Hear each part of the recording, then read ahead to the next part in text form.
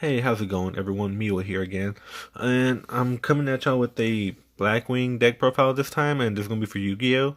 And I do apologize, I haven't posted anything recently. I've been kind of traveling with Smash Brothers at the moment. You know, SmashCon just happened, Evo happened, so I'm back home and stuff. But I have been posting more Pokemon than Yu-Gi-Oh! So this time I decided to do Yu-Gi-Oh! Instead, and it's gonna be a deck profile on Blackwings.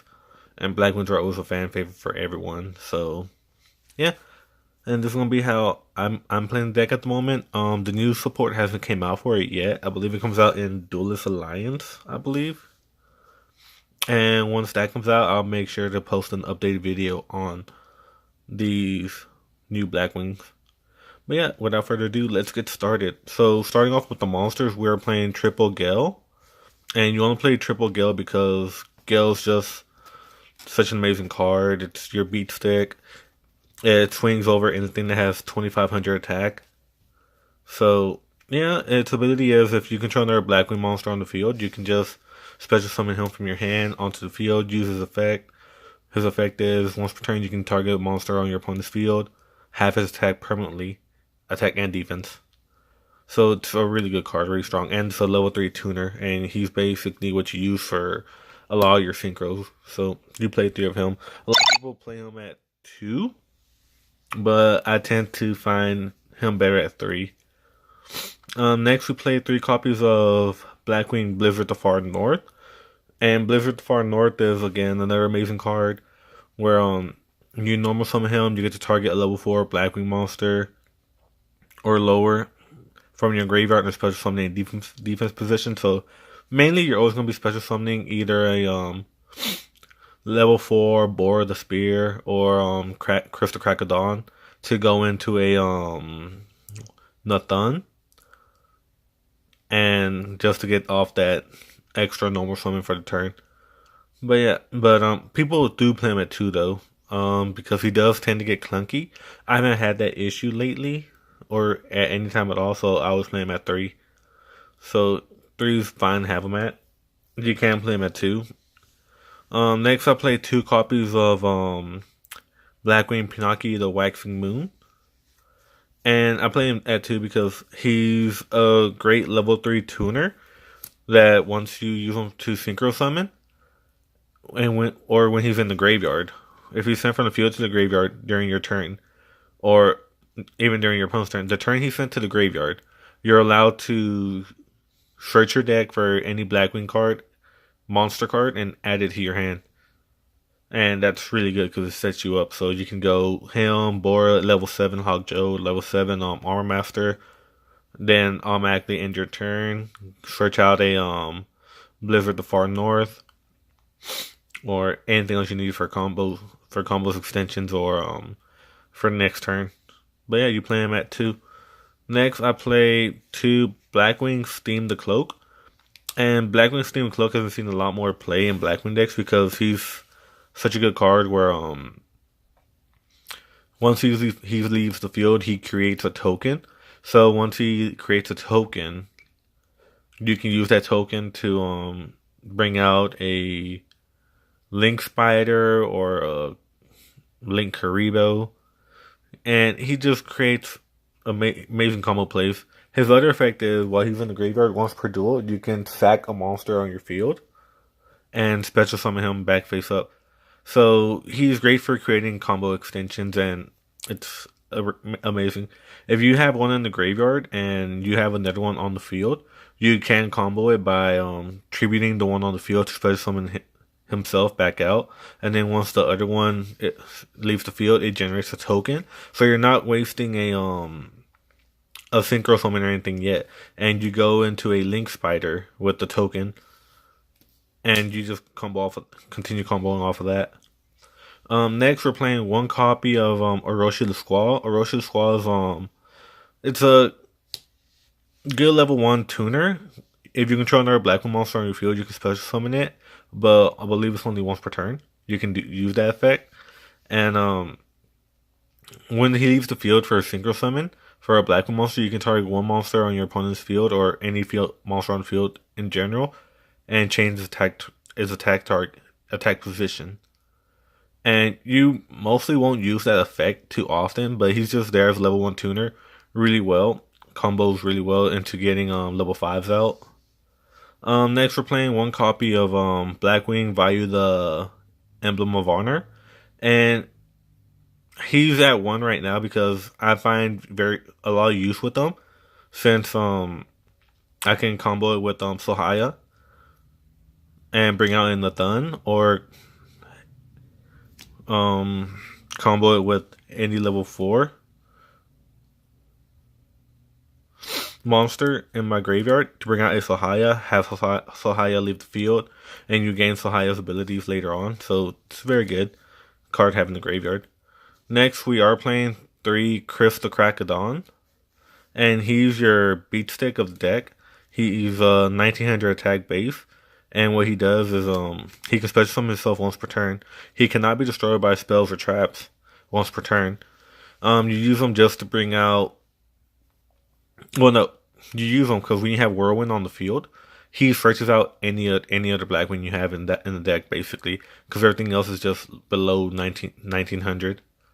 So he's generally there. He's like one of the best Blackwings in the deck. And next, we're playing 3 copies of Bora the Spear, and Bora the Spear is your other amazing card because it's generally you have any Black on the field, you special summon Bora for free. Bora's attack is 1700, so it's very good. And he does piercing damage when he attacks monster in defense. You played him in Ode variants with comboing him with Sirocco the Dawn, I believe was his name. And Sirocco would just beef up your Bora to like 7700 or something like that. And you attack a defense position monster and just deal a lot of damage to your opponent. But yeah, you play 3 Bora because it's like you're just gonna flock the field. Blackwings are meant to just spam the field and go in. I am playing 1 copy of Blackwing Shura the Blue Flame, and reason why is just because you didn't play him in a couple formats ago because since pendulums were a huge thing, pendulums didn't go to the graveyard, so there was no need for him in the deck. But I play him at 1 because since pendulums are dying down a bit, or have died down,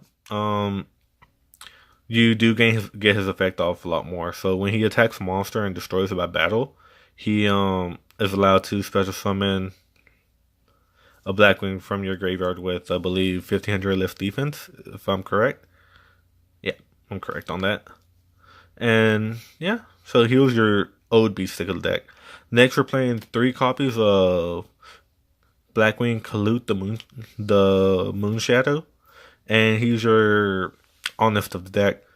Any Blackwing that attacks, you can just ditch him, give the Blackwing 1400 more attack, and he's hitting over everything. So on Shura will swing and he'll become 32 by dropping Kalut. Bora becomes 31. Crystal Crack Dawn becomes 33. It just allows you to hit high numbers. So it's a really good card. Next we're playing 1 copy of Zephyros the Elite, and Zephyros is your combo extender, and in a way, you pop a card on your field that's face up back into your hand, special summon him from the graveyard, and you get 400. You are dealt 400 life points damage, but that doesn't matter because he just allows you to extend so much and get cards you need back into your hand. Every deck they used to play him back then because he was just that good of a card. Next we're playing 1 Blackwing Gladius the Midnight Sun, and Gladius is one of those cards where if you have Gale on the field and Gale's your only card, special summon Gladius, go into automatic level 6, or go with Steam Cloak, go into level 6, or Pinocchi level 6, Blizzard the Far North, go into level 5.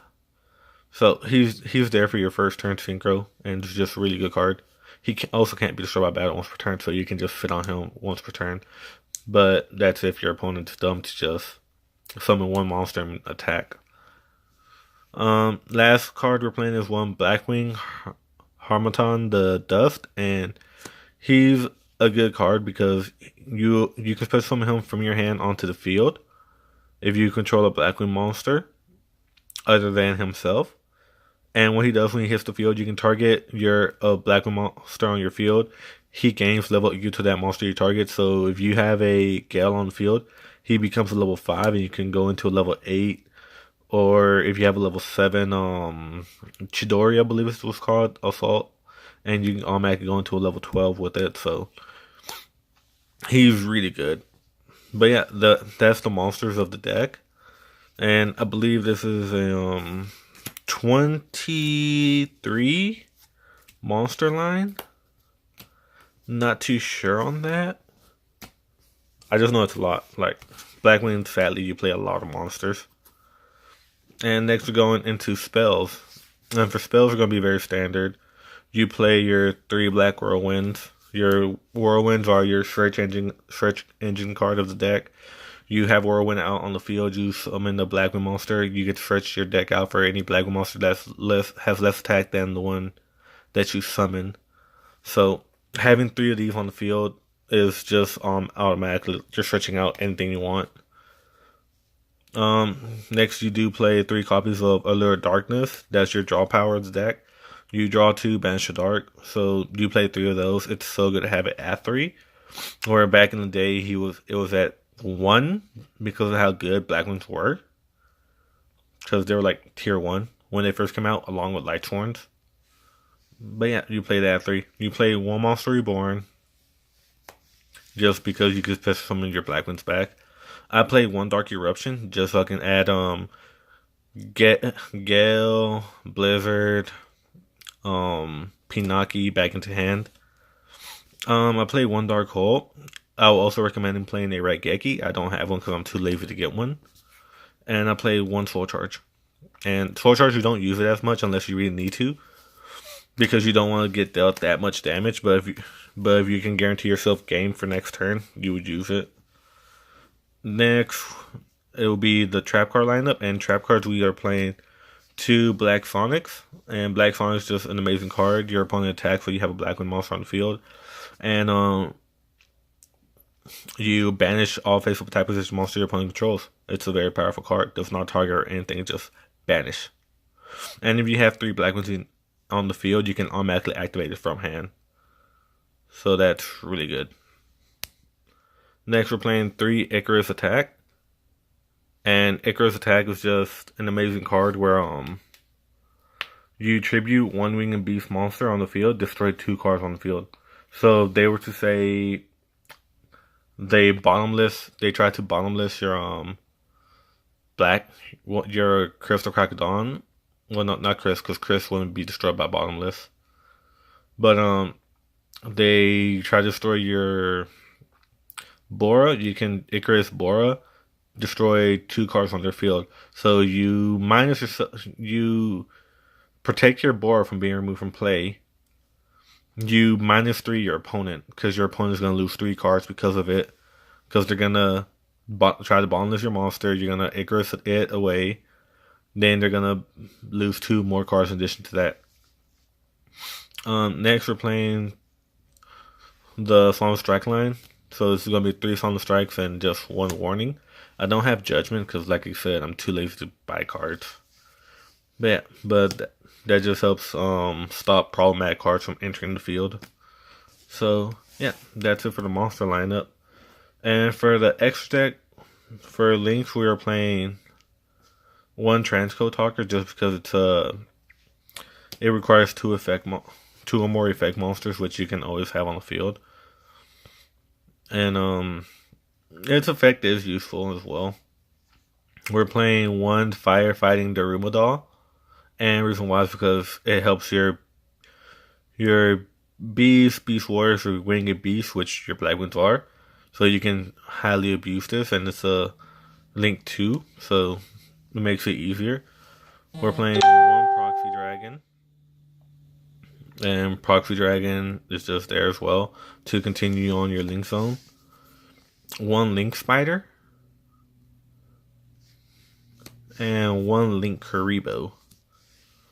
And Link Karibo, you can just bring it out by sending away Value, the Emblem of Honor. So that's why we also play Value, just as Link Karibo target. Next, for the Synchros, we are playing 1 Blackwing, Onimaru, the Divine Thunder, because it's really easy to get him out. We are playing 2 Blackwing, Tamer, Obsidian, Hawk Joe.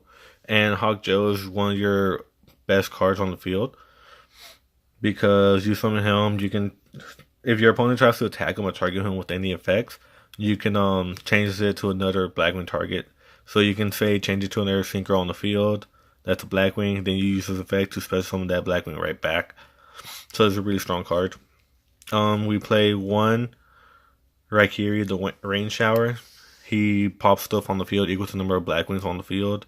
One Chidori, the Rain Sparkling. He's just a huge beat stick. Armor Master just because of nostalgia. Two Blackwing Nathan.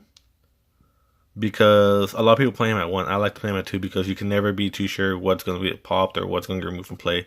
So playing him at 2 is always good. Same reason with Hawk Joe. And then we're playing 2 also Blackwing, Soul Haya, the Rainstorm.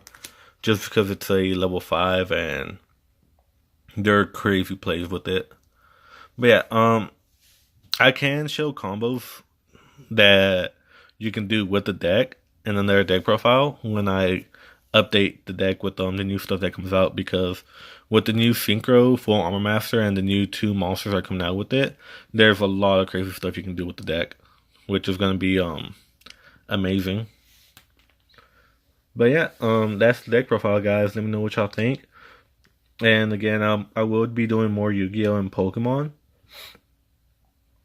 so be on the lookout for that. And like I said, let me know what y'all think. Post in the comments down below what y'all would like to see changed on it, or what y'all would like to see next.